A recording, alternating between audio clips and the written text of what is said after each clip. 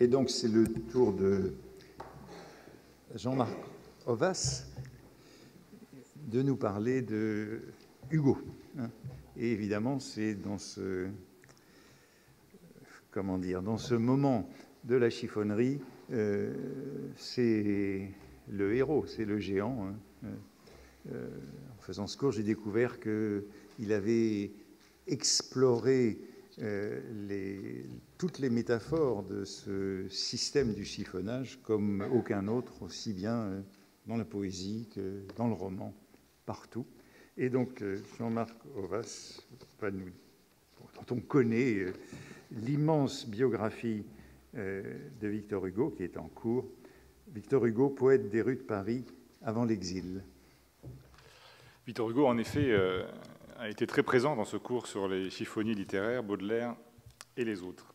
Comment pourrait-il en être autrement?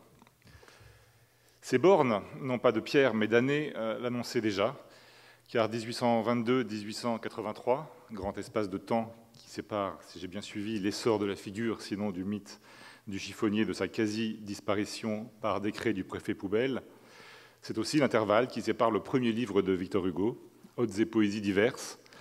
Un IN 18 dira Madame Hugo d'un papier gris sale imprimé en caractère de rebut. C'est l'intervalle qui sépare cette publication du dernier livre sorti du vivant de Victor Hugo, L'Archipel de la Manche, en 1883, spectaculaire et virtuose recyclage de tous les livres parus avant lui sur le même sujet. Déjà, Les Misérables, disait Antoine Compagnon lors de sa leçon inaugurale, c'est l'évangile du déchétarisme. Et son auteur, ajoutait-il la semaine suivante, mais aussi ce matin, le grand chiffonnier du XIXe siècle, périphrase où l'on entend aussi le grand timonier, et que n'aurait assurément pas désavoué à ce double titre Jacques Sébacher. Elle est sans doute plus adaptée, avec la même hotte et sans doute la même barbe, que celle du Père Noël de la littérature française qu'avait risqué Léon-Paul Fargue dans un texte toujours d'actualité intitulé « Victor Hugo, poète d'avenir ». En attendant, il est vrai que le fameux intestin de Léviathan des Misérables contient tout, récupère tout et devrait tout recycler. Les hugoliens l'associent depuis longtemps à L'égout de Rome, poème de la fin de Châtiment, écrit à Jersey en avril 1853, lui-même recyclage du Cloaca Maxima de Tite-Live. Ces vieux parfums rancis dans les fioles persanes, ainsi que ces mornes charognes dont personne ne pourrait plus dire si elles sont des chiens crevés ou des Césars pourris, évoque par anticipation plus d'un poème des Fleurs du Mal. Mais dans Châtiment même, cet égout de Rome répond surtout à un poème du troisième livre, écrit 2 mois plus tôt, et connu par son premier vers, puisqu'il ne porte pas de titre. L'histoire a pour égout des temps comme les nôtres. Incipit explicite, comme souvent chez Victor Hugo, pour comprendre la fortune de cette métaphore dans son œuvre pendant le Second Empire. On pourrait même la résumer par la devise « Égout Hugo », à laquelle il lui arriva sûrement de songer. Les Misérables en témoignent de toute éternité. Bref, de Châtiment aux Misérables, c'est bien d'abord cette inversion des valeurs qui a généré chez Victor Hugo la fortune de cette image au sens large. Plus largement encore, que l'on songe au titre « Les chansons des rues et des bois » ou à la préface livre ou au livre-préface intitulé « Paris », mais aussi à cette remarquable histoire d'un crime à laquelle Éric Hazan et Guy Rosa ont redonné une nouvelle vie, sans parler des Misérables, c'est aussi à l'exil que l'on doit les pages les plus célèbres de Victor Hugo sur Paris et même sous Paris. Ces occurrences chiffonnières les plus frappantes ont été magnifiquement piquées et décortiquées entre ces murs. Je n'y reviens pas. Interrogé sur ce point, l'œuvre d'avant l'exil présentait dès lors plusieurs avantages, dont le moindre n'était pas de restreindre le corpus. La question de la rue parisienne y semble tout d'abord nettement moins évidente. On songe certes tout de suite aux rues de Paris prises à vol d'oiseau, mais pas uniquement, dans Notre-Dame de Paris. On se souvient ensuite du remarquable diable chiffonnier du portail de la cathédrale de Fribourg, que vous connaissez bien maintenant, je passe encore. Les généticiens savent que le dialogue entre Gavroche et la mère Burgon, chiffonnière de son état, à la toute fin de la troisième partie des Misérables, à ne pas confondre avec la Vargoulême, qui est la chiffonnière réactionnaire dont il a été question plusieurs fois ici, c'est un autre dialogue, est une citation à peu près littérale d'une chose vue et entendue, notée par Victor Hugo dans son journal, le journal de ce que j'apprends chaque jour, à la date du 17 décembre 1846. Dans un autre genre, celui très particulier des petites caricatures de Pista, personnage à tête animale, inventé et mis en scène par Victor Hugo dans toutes les situations de la vie, au début des années 30, pour amuser ses enfants. On trouve cette représentation complète inscrite à l'inventaire de 1982 du musée de Villequier. Je cite la date uniquement parce qu'on ne la trouve pas dans les autres caricatures de Pista reproduites dans l'édition Massin. Bon exercice de vision et pour nous de révision, car tout y est avec une remarquable économie de moyens. La tête de cochon, l'œil exorbité et le nez à l'affût, des jambes démesurées jusqu'à occuper tout le corps, la hotte en osier tressé, la lanterne autour du cou, la pique même sans bras, le tas d'ordures au pied de la borne, enfin. Sans oublier la légende un brin moralisatrice, qui est écrite à gauche, Pista réduit par le malheur à se faire chiffonnier. Mais à sa décharge, si l'on peut dire, il n'a pas l'air d'en souffrir trop. Le papier est tout petit, la dimension de cette caricature, c'est l'équivalent d'une carte à jouer à peu près. Une autre version plus simple et un tout petit peu plus grande est récemment apparue sur le marché, annoncée comme venant de la collection de Victor Pavy, un ami de jeunesse de Victor Hugo. Il s'agit cette fois, la légende le dit, d'un Pista chiffonnier, sans commentaire et sans plus d'accessoires autres que la hotte, non tressée cette fois. Il a été adjugé, 3 060 € frais compris, le 21 juin 2010 chez Arcurial. Il n'était pas connu avant et il n'a pas refait surface depuis. Autre caricature d'avant l'exil, mais en vert cette fois, une scénette ébauchée au milieu des années 40 entre Don César et Zébédéo pour la pièce Don César, une suite à laquelle Victor Hugo avait songé, une suite de Ruy Blas pour laquelle il a écrit quelques petits fragments. Ce petit fragment dont je parle a pour sujet un parallèle entre les amoureux, les voleurs et les chiffonniers, donc un triple parallèle. Je vous lis juste la fin de l'extrait, les derniers vers, entre Don César et Zébédéo. Don César. Que font les voleurs? Que font les chiffonniers? Ils vont, fouillant la rue ou forçant murs et grilles, dérober des trésors, ramasser des guenilles, prendre aux gens ce qu'ils ont ou, non sans quelque ennui, se mettre sur le dos ce que dédaigne autrui. Les amoureux font-ils autre chose? Zébédéo, rêveur, une femme, point de suspension, Don César, et guenilles ou trésors. Zébédéo, c'est juste, sur mon âme, vous dites vrai. Don César, mon cher, je sais tout par hasard. J'aurais été Platon si je n'étais César. Du côté de la prose, du théâtre et même des dessins, nous n'aurions donc pas manqué de grains à moudre avant l'exil, ou plutôt de chiffons à ramasser. Mais qu'en est-il de la poésie? Après avoir entendu Madame d'Arpajon confier à la princesse de Parme que celle des feuilles d'automne lui donne à lire autant de peine que si c'était écrit en russe ou en chinois, le narrateur de la recherche prend la sage décision de ne plus négliger, comme il l'avait fait jusqu'alors, les premiers recueils de Victor Hugo au profit des grandes œuvres de l'exil. C'est dans Le Côté de Guermantes. Comme lui, nous allons les parcourir à la recherche des rues de Paris, ce qui nous permettra de voir si l'exil forme sur ce point une véritable rupture. Et comme cette œuvre, avec environ 10 années de chaque côté de la Révolution de juillet 1830, est contemporaine de celle de Balzac, son choix se justifie aussi par le sous-titre « Baudelaire et les autres ». Autant il est quelquefois difficile de savoir avec certitude si Baudelaire a écrit tel ou tel poème, par exemple une charogne, avant la publication de Châtiment, autant on peut partir sans grand risque d'erreur du postulat que Baudelaire, comme ses contemporains, connaissait très bien l'œuvre poétique de Victor Hugo avant l'exil, laquelle s'achève, rappelons-le, bien avant le coup d'État, dès l'année 1840. Elle se compose de 6 recueils, que l'on peut diviser en deux de part et d'autre de la Révolution de 1830. Avant la Révolution, les Odes et Ballades et les Orientales. Après la Révolution, 4 recueils qu'on a souvent regroupés sous le titre de tétralogie intimiste. Les Feuilles d'automne, Les Chants du crépuscule, Les Voix intérieures et enfin Les Rayons et les ombres. Les poèmes de la Restauration offrent une maigre récolte.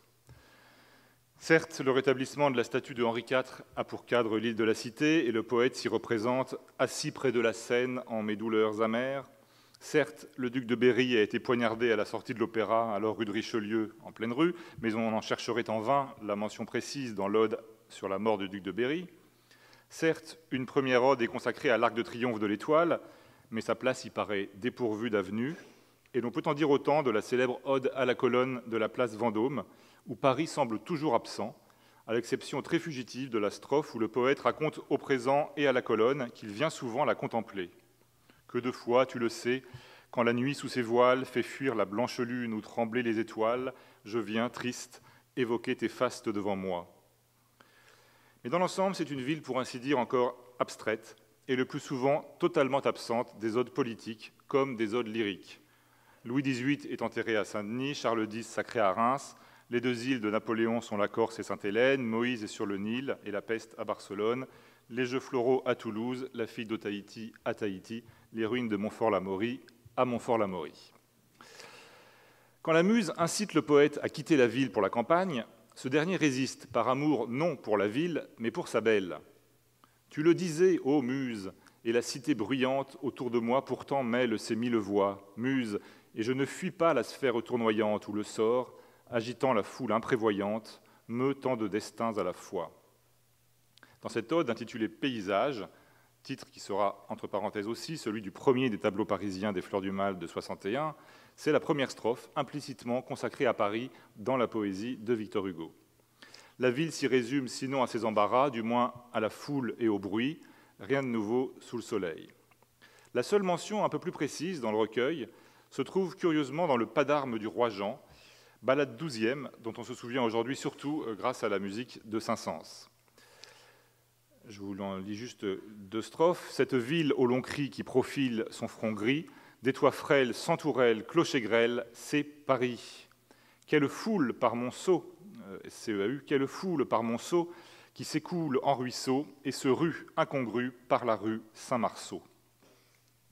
Écrite en juin 28, cette ballade est un peu en avance sur Notre-Dame de Paris, monument qui apparaît dès la strophe suivante, comme après lui le Pont-Neuf et le Louvre. Il n'en reste pas moins que c'est par cette rue Saint-Marceau du Pas d'armes du roi Jean que l'on entre à Paris dans la poésie de Victor Hugo. Cette rue Saint-Marceau ou Saint-Marcel, aujourd'hui Mouffetard, mais alors beaucoup plus longue qu'aujourd'hui, on l'a rappelé ce matin, au cœur du premier quartier de la chiffonnerie parisienne, on a cessé de la parcourir pendant ce cours. Je vais donc me contenter de la suivre rapidement dans l'œuvre de Victor Hugo pour signaler que c'est aussi à l'extrémité du faubourg Saint-Marcel ou Marceau, plus précisément à l'angle du boulevard de l'Hôpital actuel et de la rue Rubens, que Victor Hugo placera dans Les Misérables la masure Gorbeau, si importante dans le roman. D'autre part, Mouffetard est un personnage récurrent du théâtre intime de Victor Hugo. Avec ce nom, il est tout désigné pour être chiffonnier, même s'il est plutôt clochard et mendiant, et toujours philosophe, selon une figure qu'on a vue maintes fois déjà. Dans le fragment un peu plus développé intitulé « Les gueux », il est assis en haillon au coin d'une borne. Sa description s'achève ainsi, c'est la didascalie, il s'appelle Mouffetard, c'est lui probablement qui plus tard a donné son nom à une rue. C'est lui aussi probablement qui est décrit ou qui parle dans ce fragment dramatique ultérieur, à vrai dire on n'en sait rien, mais c'est vraisemblable. Une nuit que j'ai, voilà ce fragment, une nuit que j'errais, j'avisai dans la rue, rôdant près d'une borne, un sage du ruisseau, chiffonnier influent du faubourg Saint-Marceau. Je lui dis, deux points, on ne saura jamais ce qu'il lui dit puisque Victor Hugo s'est arrêté là, ayant exploité de nouveau la rime suffisante Saint-Marceau-Ruisseau. Il est à noter qu'il avait aussi envisagé un couplet pour la célèbre chanson de Gavroche où la faute à Rousseau aurait rimé avec ce faubourg Saint-Marceau. À défaut, il le redistribuera en quelque sorte entre deux poèmes, la rime à la fin d'une pièce de la fin des années 50 qui sera publiée dans les 80 de l'Esprit, qui a déjà été mentionné ici, l'apostrophe de Gavroche à un chiffonnier dans une chanson révolutionnaire en vers impairs prévue à l'origine pour Les Misérables, puis finalement écartée du roman. Je vous lis juste la fin de cette chanson. C'est donc Gavroche qui parle. « Et toi, mon vieux chiffonnier, prends ton croc et ton panier, car il est temps que tu pinces tous les rois et tous les princes. Tape encore, tape tambour, gai le jour. Ce tas de trônes chaotes, flanque-les tous dans ta hotte, depuis le roi Dagobert jusqu'à l'empereur Gobert. Tape tambour, tape encore, rentre en plan, pan pan pan, pif paf boum, remplant en plan, gai l'aurore. » L'empereur Gobert est un acteur du vaudeville qui est devenu très célèbre au moment où on a commencé à représenter Napoléon, puisque c'était la meilleure incarnation de Napoléon, et donc il a toujours joué Napoléon. après avoir créé, il est vrai, Louis XIII dans Marion Delorme. Il s'agit là d'une variation tonique sur les rois emportés dans la hotte de l'histoire par le peuple chiffonnier, dont d'autres occurrences ont été présentées dans ce cours, entre le portail de Fribourg et un quatrain mémorable des chansons des rues et des bois. En attendant, on le voit, ou plutôt on l'entend, l'enquête sur les rues de Paris dans les Odes et Ballades est assez pauvre en trouvailles, ce qui n'empêche pas cette rue Saint-Marceau du pas d'armes du roi Jean d'être riche en résonance et en résurgence dans l'œuvre à venir. Pas de rue Saint-Marceau dans les orientales, nul ne s'en étonnera. Mais ce recueil qui s'ouvre sur le feu du ciel, spectaculaire destruction de Sodome et Gomorrhe, s'achève avec le poème Novembre, qui marque un brutal retour à Paris. Une strophe, la deuxième de cet ultime poème publié sous le règne de Charles X, l'évoque précisément. Le poète s'y adresse une nouvelle fois à sa muse, ou plutôt à son inspiration.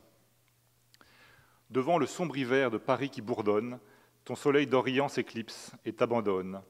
Ton beau rêve d'Asie avorte, et tu ne vois, sous tes yeux, que la rue au bruit accoutumé, brouillard à ta fenêtre, et long flot de fumée qui baignent en fuyant l'angle noirci des toits. Ce tableau parisien, sans doute entrevu depuis la fenêtre de la rue Notre-Dame-des-Champs où les Hugo étaient alors installés, est mieux dessiné que dans les Odes et Ballades, mais moins bien que dans le deuxième des Soleils couchants des feuilles d'automne, où le poète entendra, je le cite, « écoutant la ville où nous rampons, mourir sa vaste voix qui semble un cri de veuve, et qui, le jour, gémit plus haut que le grand fleuve irrité, luttant contre les ponts. Il verra aussi les étoiles des chars se croiser dans les rues et serpenter le peuple en l'étroit carrefour. » En attendant, avec plus ou moins de développement, la rue reste, ici et là, caractérisée par son bruit et la ville par son mouvement. On a souvent et justement remarqué que ces paysages parisiens, inscrits dans Novembre des Orientales et dans un des Soleils couchants des feuilles d'automne, formaient un lien fort entre ces deux recueils que sépare pourtant une révolution. Cette enquête sur les rues de Paris permet d'en trouver une autre en considérant leurs préfaces respectives. Dans celle des Orientales, Hugo compare, en filant longuement une métaphore, son idéal de livre et de littérature aux belles vieilles villes d'Espagne du Moyen-Âge. Au milieu d'une phrase énumérative, il fait un sort aux rues étroites, tortueuses, quelquefois obscures, où se lient les unes aux autres 1000 maisons de toutes formes, de tout âge, hautes, basses, noires, blanches, peintes, sculptées. Un peu plus loin dans la même préface, il les oppose implicitement à une rue bien réelle, cette fois du Paris contemporain, qui représente le classicisme ou le néoclassicisme dans toute son horreur, image, écrit-il, d'une belle littérature tirée au cordeau. Après le château de Versailles et la place de la Concorde, c'est la rue de Rivoli, puisqu'il faut l'appeler par son nom, qui déclenchera encore ses sarcasmes plus développés dans le fameux chapitre « Paris à vol d'oiseau » ajouté à Notre-Dame de Paris. La préface des Feuilles d'automne qui avertit d'entrée de jeu le lecteur, ce n'est point là de la poésie de tumulte et de bruit, semble éloigner de nouveau la production poétique de Victor Hugo de la rue parisienne, qui se résume encore à ces deux caractéristiques, le tumulte et le bruit, un peu redondantes. Et de fait, dans la même préface, il cite au nombre de ses sources d'inspiration, tournant autour d'une poétique des ruines renouvelées, je le cite, une rue pleine d'herbe, toujours plus près des barrières, donc, que de la déjà très passante rue de Rivoli. Et pourtant, dès le troisième poème de ces Feuilles d'automne, Rêverie d'un passant à propos d'un roi, on retrouve cette rue de Rivoli, non nommée, mais reconnaissable. Voitures et chevaux, à grand bruit l'autre jour, menaient le roi de Naples au gala de la cour. J'étais au carrousel, passante avec la foule, qui par ses 3 guichets incessamment s'écoule et traverse ce lieu 400 fois par an pour regarder un prince ou voir l'heure au cadran. Je suivais lentement, comme l'onde suit l'onde, tout ce peuple, songeant qu'il était dans le monde, certes, le fils aîné du vieux peuple romain, et qu'il avait un jour, d'un revers de sa main, déraciné du sol les tours de la Bastille. Ce poème est important dans notre perspective. Prétendument écrit 1 mois avant la Révolution de 1830, publié en tout cas en juin 31 dans la Revue des Deux Mondes, sous le titre « Les Deux Voix », il présente le premier tableau parisien élargi aux dimensions d'une pièce entière. Le poète s'y met en scène comme un simple passant, un jour de fête, réception du roi de Naples à Paris, le roi de Naples François Ier, réception qui eut lieu le 15 mai 1830, effectivement. Le poète est dans la foule, il écoute ce qui se dit et construit son poème sur le mot désabusé d'une petite vieille à propos du roi que l'on fête. Voilà ce que dit cette petite vieille. « Un roi, sous l'empereur, j'en ai tant vu des rois. » Il ne faudrait pas beaucoup solliciter le texte pour faire de cette petite vieille, avant celle de Baudelaire, un avatar de chiffonnière. c'est, je cite, une femme, une vieille en haillons, et portant au bras, non pas un petit sac brodé de fleurs ou de rébus, mais portant au bras quelques corbeilles. En tout cas, une chiffonnière de l'histoire qui sait que les rois ne sont pas éternels et ne méritent pas tout le bruit que l'on fait à leur propos. Le cadran dont il est question dans les vers que je vous ai lus est assurément celui du pavillon de l'horloge, au centre de la cour carrée, et les 3 guichets, ceux qui donnent au nord sur la rue de Rivoli, par où s'écoule incessamment aujourd'hui non plus la foule, mais les voitures et les bus, sinon les omnibus. Ainsi, ce premier poème très politique sur le devoir des rois et le peuple océan part d'une rêverie née rue de Rivoli. Il a son écho dans le même recueil, à la fin du recueil, dans le poème intitulé « Souvenirs d'enfance ». Cette fois, ce n'est plus le roi de Naples au Louvre que voit passer le poète, mais l'empereur des Français dans un autre haut lieu de Paris. La mise en scène de cette rencontre au sommet est très similaire à l'autre. Dans une grande fête, un jour, au Panthéon, j'avais 7 ans, je vis passer Napoléon. Incipit comparable, même mouvement de foule et même effet de contraste, non plus, il est vrai cette fois, entre l'enthousiasme du peuple et la réaction non réactionnaire d'une chiffonnière, mais entre l'enthousiasme du peuple et l'impassibilité du génie. La fin du poème raconte une seconde et tout aussi hypothétique rencontre à Paris entre l'empereur au faîte de sa gloire et le poète enfant. Cette rencontre n'est plus même située ni dans le temps, ni dans l'espace, et le poème s'achève ainsi. Son cortège emplissait de tumulte les rues, et par 1000 clameurs de sa présence accrue, par 1000 cris de joie et d'amour furieux, le peuple saluait ce passant glorieux. La ville de Paris n'apparaîtrait-elle donc qu'à l'occasion des fêtes qu'elle organise pour les rois étrangers ou pour son propre empereur?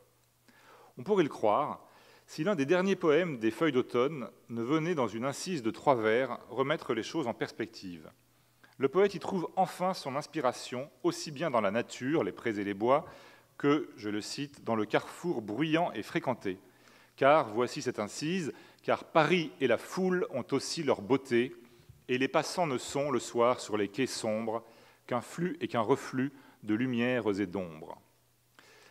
Dans une première version, ces 3 vers en noir et blanc n'étaient que 2, mais plus explicitement gravés. Voilà quelle était cette première version.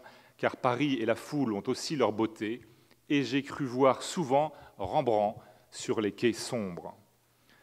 Étonnante genèse artistique de ce flux et de ce reflux de lumières et d'ombres, où semble apparaître, à côté du futur titre des Rayons et les ombres, telle ou telle gravure de Bresdin Chien-Caillou, ou plutôt de Mérion, qui réunira plus tard Baudelaire et Hugo dans une commune admiration. C'est ainsi seulement à la fin des Feuilles d'automne, dans un poème un peu méconnu, que Paris semble avoir acquis droit de cité dans la poésie. Le fait qu'il ait fallu le préciser prouve que la chose n'allait pas encore de soi, loin de là, en 1831. 4 ans plus tard, les Chants du crépuscule semblent au premier abord en tirer toutes les conséquences. Après leur prélude, ils commencent par 3 grands poèmes éminemment parisiens. Dicté après juillet 1830, le grand poème sur la Révolution, la nouvelle ode à la colonne de la place Vendôme, et enfin le célébrissime hymne pour la célébration au Panthéon des victimes de juillet 1830, ceux qui pieusement sont morts pour la patrie. La Révolution a été de nouveau parisienne, même si sa topographie n'apparaît une nouvelle fois pas précisément dans son héroïque description. Et la ville, à grand bruit, sur les lourds bataillons se rua jour et nuit. En vain, boulets, obus, la balle et les mitrailles de la vieille cité déchiraient les entrailles. Pavés et pans de murs croulant sous 1000 efforts, aux portes des maisons amoncelaient les morts. Les bouches des canons trouaient au loin la foule.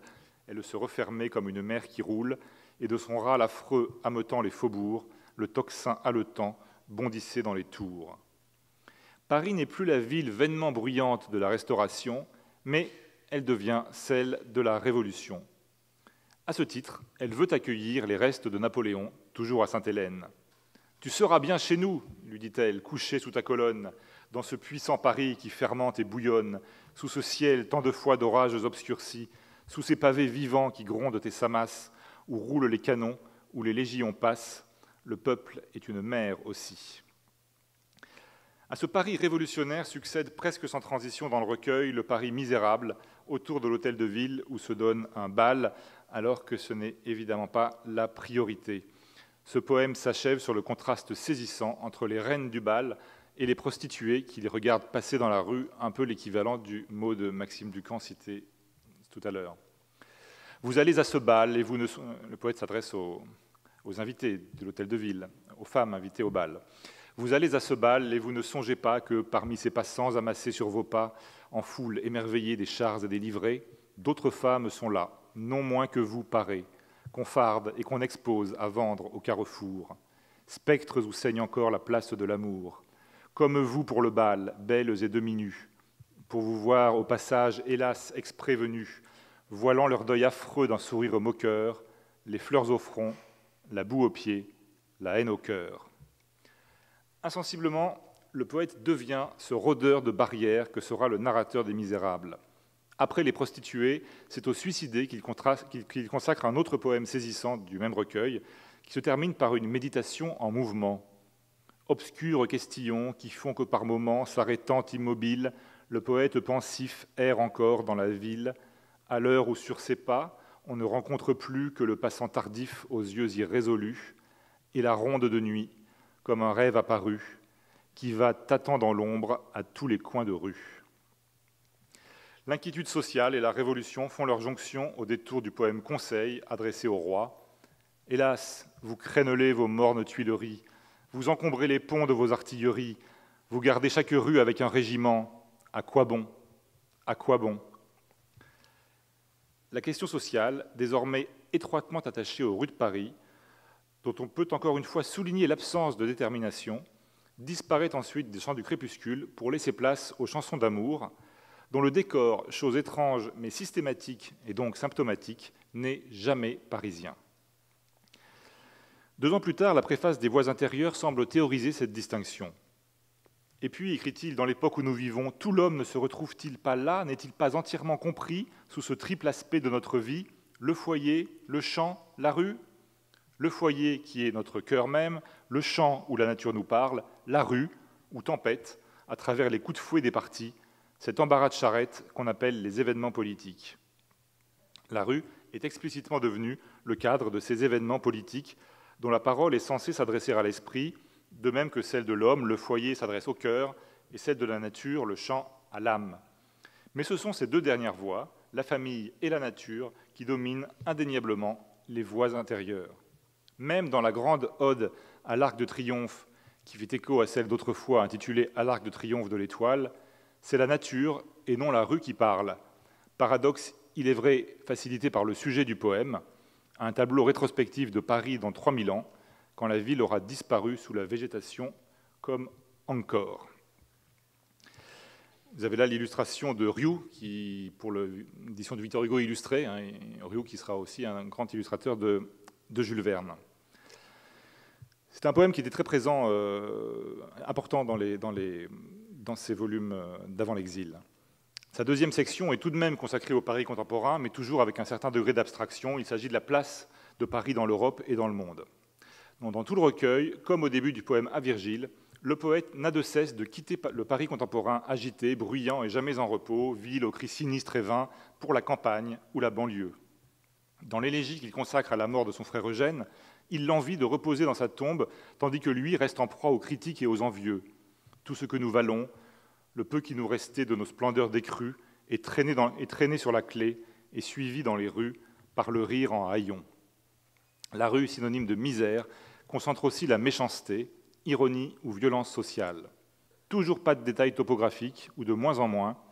Tout cela reste sur un plan assez allégorique, comme en témoigne un passage du poème « Dieu est toujours là », que l'on aurait garde d'oublier ici, même si ce long poème sur l'aumône et la charité n'est pas de ceux qui sont les plus fréquentés aujourd'hui.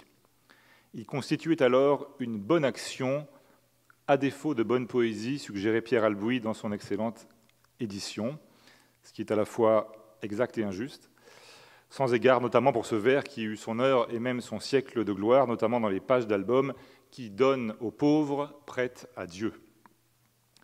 Ce poème, a du reste, Dieu est toujours là, a du reste été publié en partie, car il est long, en partie à part, en 1837, sous le titre « La charité, fragment », vendu au profit des pauvres du 10e arrondissement.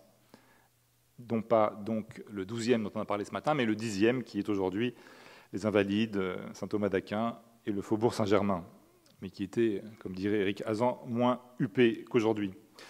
Nous n'aurons garde de l'oublier aujourd'hui, ce poème, pour la bonne raison que l'on y trouve, dans la partie même publiée à part pour les pauvres Parisiens du Faubourg Saint-Germain, la seule image de chiffonnage dans toute la poésie d'avant l'exil. Encore s'agit-il d'une allégorie, puisque c'est celle de la charité, avec un C majuscule, la charité qui, sous la forme d'un ange souriant, y accomplit en quelque sorte un travail de chiffonnière supérieure. Puis, donc c'est la charité, elle, c'est la charité, puis elle cherche au coin des bornes, transie par la froide vapeur, ses enfants qu'on voit nus et mornes, et se mourant avec stupeur. Ça évoque tout de suite ce que vous avez dit tout à l'heure sur les mystères de Paris.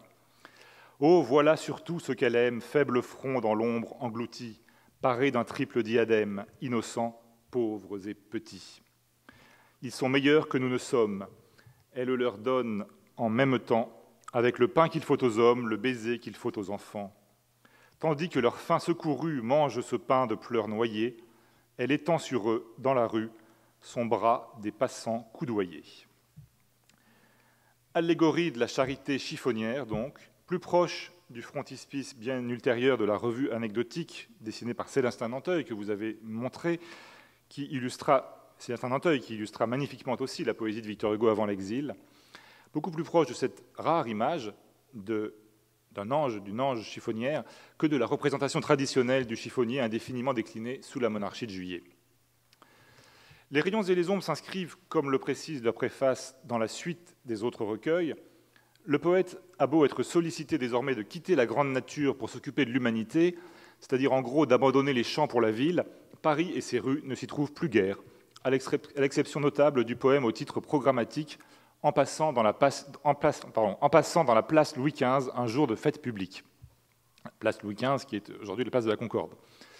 À la différence des pièces similaires des Feuilles d'automne, le poète n'est plus seul dans sa promenade, il est accompagné d'une femme qui l'interroge. Le tableau de cette fête au bruit sans nombre, qui contraste singulièrement avec sa profonde méditation, conserve toujours le même degré d'abstraction. C'est le fleuve où se croisaient 100 bateaux pavoisés, le peuple, les vieillards à l'ombre reposés, les écoliers jouant par bandes séparées et le soleil tranquille. Quant à la place elle-même et à l'obélisque qui s'est finalement substitué au monument expiatoire prévu à la mémoire de Louis XVI, ils n'apparaissent qu'à travers une périphrase presque digne de celle qui était pourtant condamnée dans la préface de Cromwell, c'est, je le cite, « cette place où notre âge inquiet mit une pierre afin de cacher une idée ». On est plus près du rébus que du mot juste. Il est temps de conclure, les rues de Paris ne sont pas absentes de la poésie de Victor Hugo avant l'exil, mais elles s'y font pour le moins discrètes. Paris est surtout présent par son fleuve et par ses monuments, la colonne de la place Vendôme, l'arc de triomphe de l'Étoile et, dans une moindre mesure, Notre-Dame, les Invalides, le Louvre et les Tuileries. À ce titre, et même si l'on peut suivre assez précisément l'émergence de la figure du poète en promeneur parisien, son goût pour la description des fêtes populaires en témoigne, il n'est assurément pas le poète de la voirie parisienne, poétique et précis, auquel on aurait pu s'attendre. Qui aurait par exemple pu deviner qu'une seule rue était nommée dans ces 6 recueils, la rue Saint-Marceau, et qu'à l'exception des Feuilles d'automne et du début des Chants du crépuscule, la ville de Paris servirait moins souvent de cadre que de repoussoir. Qui aurait pu prévoir que la grande figure du chiffonnier, plus tard déclinée avec une virtuosité certaine, ne serait présente, comme dans l'œuvre en prose de Balzac, finalement, qu'une seule fois, dans les voies intérieures, et pour ainsi dire à contre-emploi, métaphoriquement. Victor Hugo aura certes l'occasion de se rattraper dans Châtiment, surtout, et dans plusieurs poèmes satiriques de la suite de Châtiment, dans Les Misérables, dans le fameux chapitre de 93 intitulé « Les rues de Paris dans ce temps-là », et dans Histoire d'un crime, entre autres. En ce sens, en songeant aux petites caricatures du début des années 30 ou aux fragments de Don César du milieu des années 40, on peut constater que c'est quelquefois dans les marges de son œuvre, et comme à son insu, que le Victor Hugo d'avant l'exil porte en germe celui qui va suivre. En attendant, outre que cela nous a permis, comme au narrateur de la recherche, d'exhumer quelques poèmes un peu oubliés, parcourir les rues de Paris dans les recueils d'avant l'exil donne surtout l'occasion d'assister à la naissance et au développement, parallèlement à la métaphore récurrente du peuple-océan, des préoccupations de l'auteur concernant la question sociale, ce qui n'est tout de même pas rien. Je vous remercie.